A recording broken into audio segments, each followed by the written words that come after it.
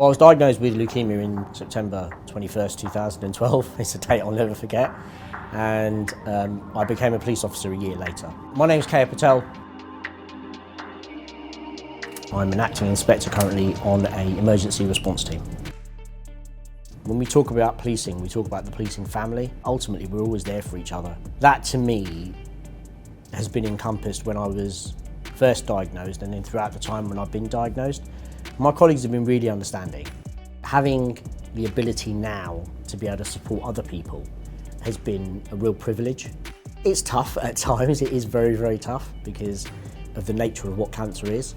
For the first year when I joined, things were going okay, but the turning point came for me was when I tried to hold a radio and I had one of my, what I call cramp attacks, and I just dropped the radio. And I thought, if I can't even hold a radio, what's going to happen if I go out and I have to handcuff somebody or I have to help a colleague handcuff somebody? If I'm putting somebody else's life in danger, that's just selfish. Thankfully, I worked on a project with a detective inspector and he sort of said, look, Kaya, I know you've been diagnosed and I know you're going through a tough time, but if you want to go down the detective investigation route, let me know and I will help you in any way that I can.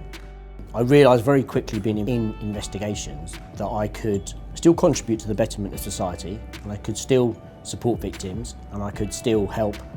So in regards to my disability, the overarching bit is the experience I've had. I've been treated really well and I've been really, really well supported. To see the side of policing that everyone sees on one side but then doesn't see the other side, which is the empathetic, caring, how they work with communities, I thought, I kind of want to be a part of this. That's what motivated me to join. We have to engage with our communities.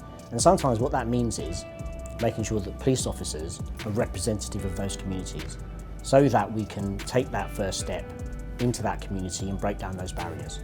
There's no police officer that came into the job that knew how to do all this stuff.